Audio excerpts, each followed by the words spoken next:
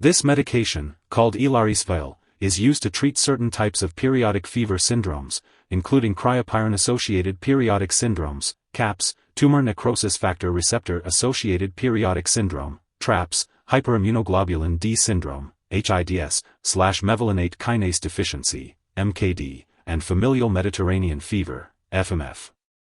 Ilaris Vial works by blocking a certain natural protein in your body, interleukin-1 beta, that may worsen the symptoms of these diseases.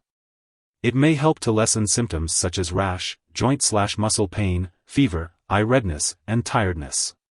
Ilaris Vial is also used to treat gout attacks, flares, Still's disease, and a type of arthritis in children called systemic juvenile idiopathic arthritis-SJIA.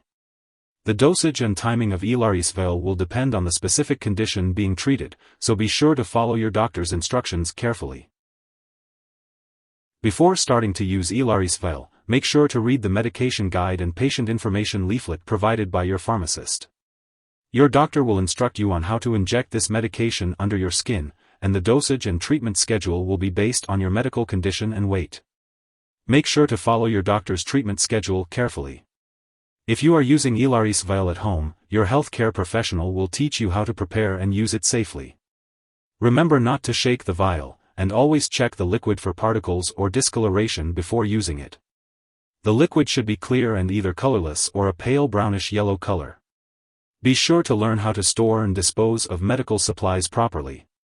Before each injection, clean the injection site with rubbing alcohol and be sure to change the location of the injection site each time to avoid any problems under the skin.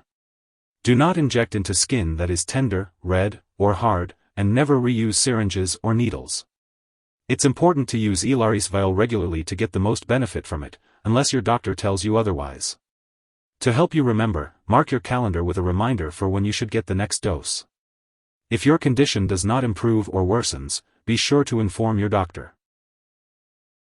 Some common side effects of Ilaris Vial include redness, itching, pain, warmth, or swelling at the injection site, as well as dizziness, nausea, diarrhea, or headache.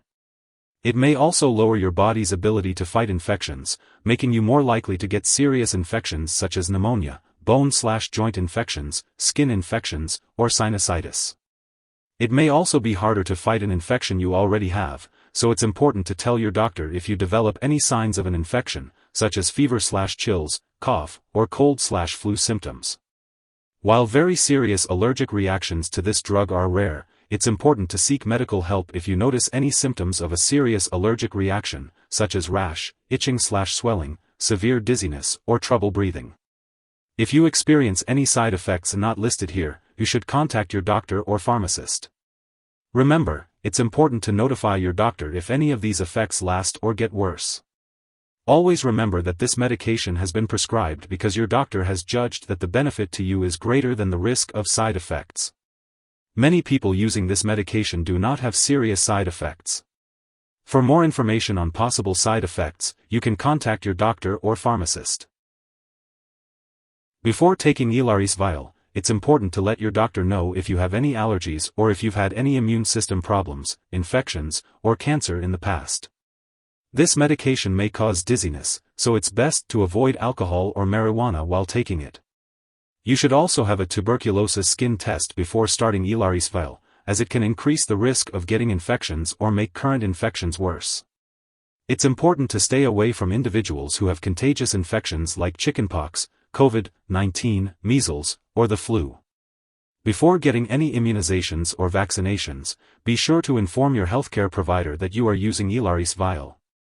If you are pregnant, speak with your doctor about the risks and benefits of using this medication. And if you are breastfeeding, consult your doctor before using Ilaris Vial. When taking Ilaris Vial, it's important to be aware of potential drug interactions that could affect how the medication works or increase the risk of serious side effects. It's crucial to inform your doctor and pharmacist about all the products you use, including prescription, non-prescription, and herbal products. This will help them identify any potential interactions and make necessary adjustments to your treatment plan. Some products that may interact with Ilaris Vial include other IL-1 blockers like anakinra and rilonacept, as well as TNF blockers such as adalimumab, etanercept, and infliximab. Always consult your doctor before starting, stopping, or changing the dosage of any medicines while taking Ilaris Vial. If someone has taken too much Ilaris Vial and is experiencing severe symptoms like fainting or difficulty breathing, it is important to seek immediate medical attention. In the U.S., you can call your local poison control center at 1-800-222-1222, and in Canada, you can call a provincial poison control center. It is important not to share Ilaris Vial with others. You may need to have lab and/or medical tests, such as a complete blood count and liver function tests, while using this medication.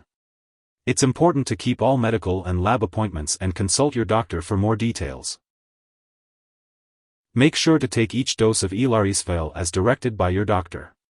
If you happen to miss a dose, consult with your doctor or pharmacist immediately to establish a new dosing schedule. It's important not to take a double dose to make up for the missed one. When storing Ilaris Vial, it should be kept in its original container in the refrigerator to protect it from light and moisture. Make sure not to freeze it.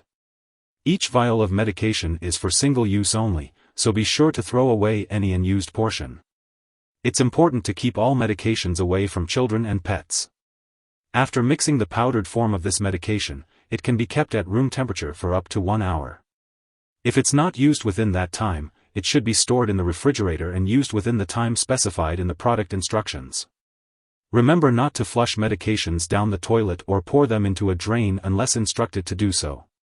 When the product is expired or no longer needed, it should be properly discarded. You can consult your pharmacist or local waste disposal company for guidance on how to do this. If you need more help, call your doctor for medical advice. In the U.S., you call FDA, 1-800-FDA-1088. In Canada, you may call Health Canada, 1-866-234-2345. Wishing you good health. Thanks for watching.